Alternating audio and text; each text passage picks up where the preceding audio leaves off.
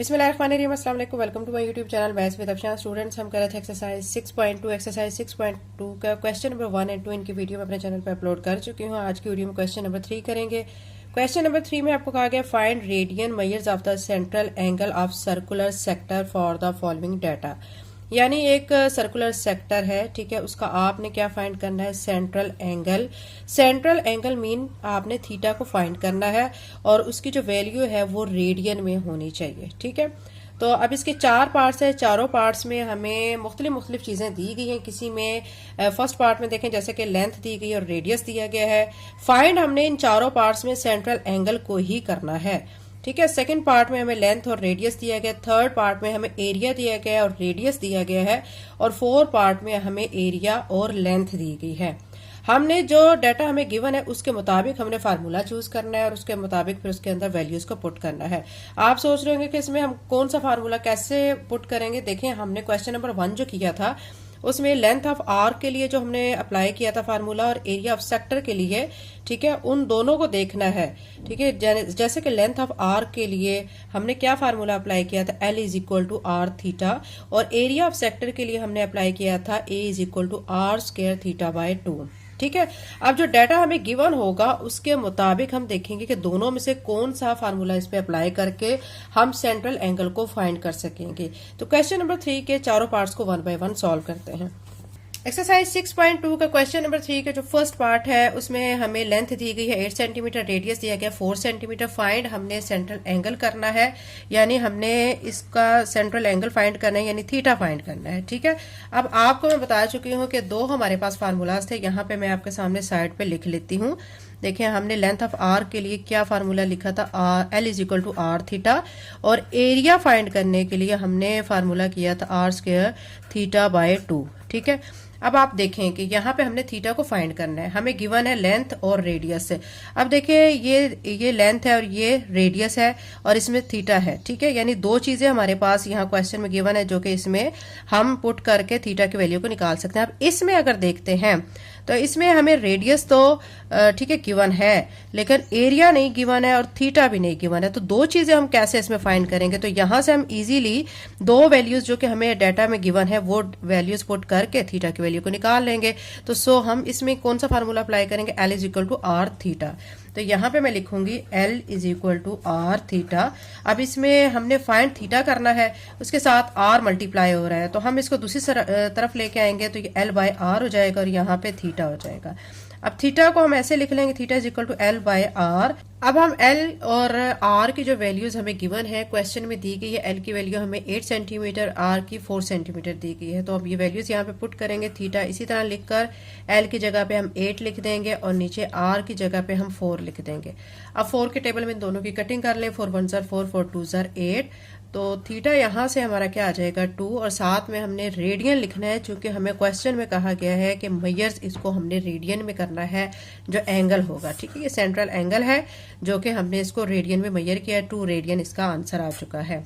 अब question number 3 का first part तो हो चुका है, अभी हम इसका सेकंड पार्ट कर लेते हैं। अब इसका सेकंड पार्ट कर लेते हैं। सेकंड पार्ट में हमें L दिया गया 8.5 सेंटीमीटर, R दिया गया 2.25 मीटर दिया गया। हमने इसमें भी क्या फाइंड करना है, थीटा फाइंड करना है, यानी सेंट्रल एंगल फाइंड करना है। 2 चीजें हमें गिवन है, L और R। इसमें भी हम क्या फार्मूला अप्लाई करेंगे, L is equal to R theta, ठीक है, क्योंकि हमें 2 वैल्यूज गिवन है और एक वैल्यू सेंट्रल एंगल यानी थीटा को हम आसानी से फाइंड कर लेंगे। इसी तरह करेंगे, थीटा को हमने फाइंड करना है तो R इसके साथ मल्टीप्लाई आ रहा है, दूसरी तरफ आके ये डिवाइड की फॉर्म में आ जाएगा। अब इस एक्सप्रेशन को हम ऐसे भी लिख सकते हैं, theta is equal to L by R. अब इसमें वैल्यूज को पुट कर देंगे, L की जगह पे उसकी वैल्यू लिख देंगे और R की जगह पे उसकी वैल्यू लिख देंगे। L की वैल्यू क्या दी गई है 8.5 और R की वैल्यू दी गई 2.25 दी गई है, ठीक है। अब इसको इस पे डिवाइड करेंगे, यानी 8.5 को 2.25 पे डिवाइड करेंगे तो इसका जो आंसर आएगा ना वो आएगा 3.777, इस तरह का आएगा। इसको राउंड ऑफ करेंगे, राउंड ऑफ करने पर आपने डेसिमल के बाद 2 डिजिट तक देखना है, ठीक है। उसमें देखें कि अब आपका ये जो डिजिट है 7 आ रहा है, ये 5 या 5 से अगर बड़ा हो तो सेकंड नंबर में जो डिजिट जो होता है उसमें आप एक नंबर को ऐड कर देते हैं। अब यहाँ पे इसका जो आंसर बनेगा 3.7, ये 7 की जगह पे 8 हो जाएगा, ठीक है। साथ में आप रेडियन लिख देंगे। तो ये हमने सेंट्रल एंगल फाइंड कर लिया है और रेडियन में फाइंड कर लिया है। अब इसका पार्ट 3 करते हैं। एक्सरसाइज 6.2 का क्वेश्चन नंबर 3 का जो थर्ड पार्ट है उसमें हमें ए दिया गया यानी एरिया दिया गया 45 सेंटीमीटर स्क्वायर और आर दिया गया 10.70 सेंटीमीटर। इसमें हमने फाइंड क्या करना है, इसमें हमने थीटा को ही फाइंड करना है।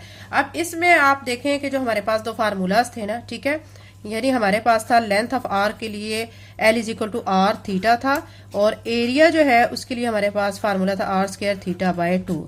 ठीक है, अगर हम अब यहाँ पे ये वाला फार्मूला अप्लाई करते हैं, ठीक है, तो अब इसमें जो एरिया की वैल्यू है वो हम यहाँ पे पुट नहीं कर सकेंगे। ठीक है, यहाँ पे इसलिए ये फार्मूला अप्लाई नहीं करेंगे, ये वाला फार्मूला अप्लाई करेंगे क्योंकि यहाँ पे एरिया भी है, ठीक है, आर भी है, ये देखें आर भी गिवन है, तो हम इजीली यहाँ से थीटा की वैल्यू को फाइंड कर सकेंगे। तो यहाँ पे हम ये फार्मूला लिखते हैं a is equal to are square theta by 2। ठीक है, अब हमने फाइंड यहाँ पे थीटा ही करना है, तो हम क्या करेंगे कि ये जो थीटा है इसको यहीं पे रहने देंगे और इसके साथ जो चीजें हैं उसको दूसरी साइड पे लेके जाएंगे। अब आर स्क्वायर इधर मल्टीप्लाई हो रहा है, दूसरी तरफ आके ये डिवाइड की फॉर्म में आ जाएगा और ये 2 इधर डिवाइड हो रहा है, इस तरफ आके ये मल्टीप्लाई की फॉर्म में आ जाएगा। तो यहाँ पे रह जाएगा थीटा। अब इस एक्सप्रेशन को हम ऐसे भी लिख सकते हैं, theta is equal to 2a और यहाँ पे आर स्क्वायर। अब वैल्यूज को पुट कर देंगे, 2 मल्टीप्लाई बाय ए हमें दिया गया 45, तो यहाँ पे 45 लिखेंगे। आर हमें दिया गया 10.70, तो इसका साथ स्क्वायर कर देंगे क्योंकि ये हमें स्क्वायर की फॉर्म में दिया गया है। ठीक है, अब यहाँ थीटा इसी तरह लिख के 45 को आपने 2 के साथ मल्टीप्लाई करना है तो ये 90 बन जाएगा और नीचे 10.70 को 10.70 से मल्टीप्लाई करेंगे तो ये बनेगा 114.49।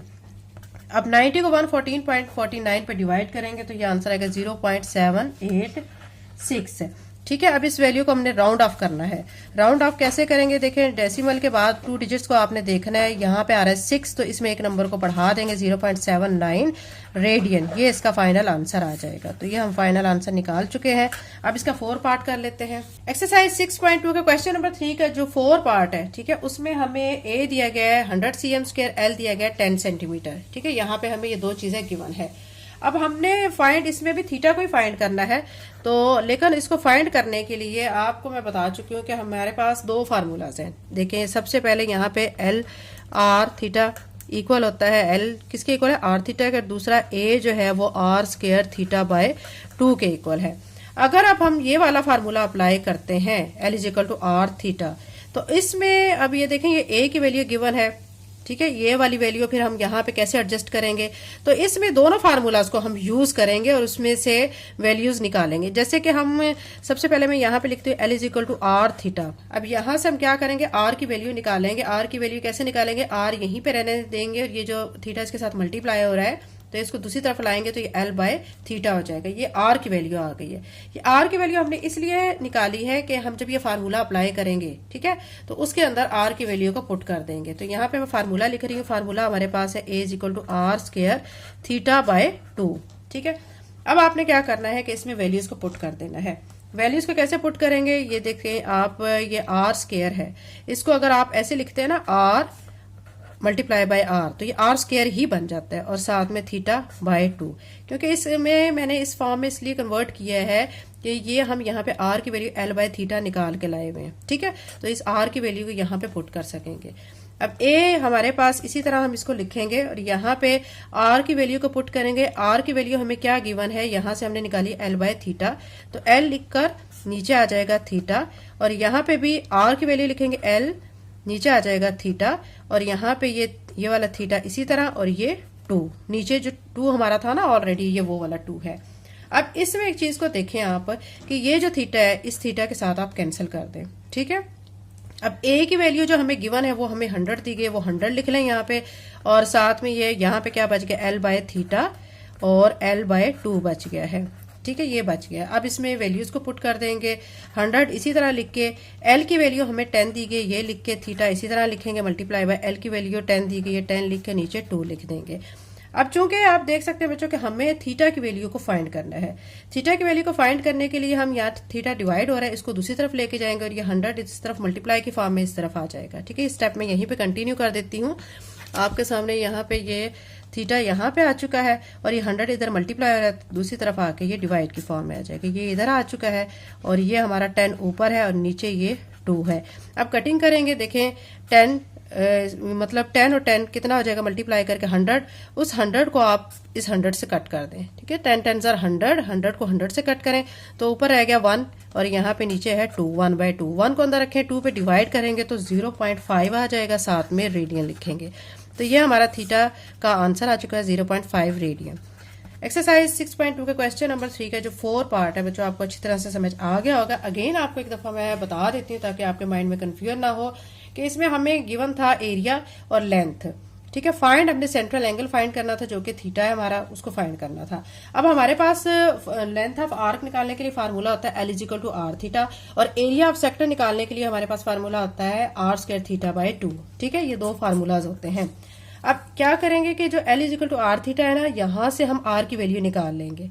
ये r की वैल्यू निकाल के फिर जो एरिया ऑफ सेक्टर फाइंड करने का फार्मूला होता है वो लिखकर उसमें r की वैल्यू को फिल कर देंगे। ठीक है, फिर वैल्यूज को पुट करेंगे।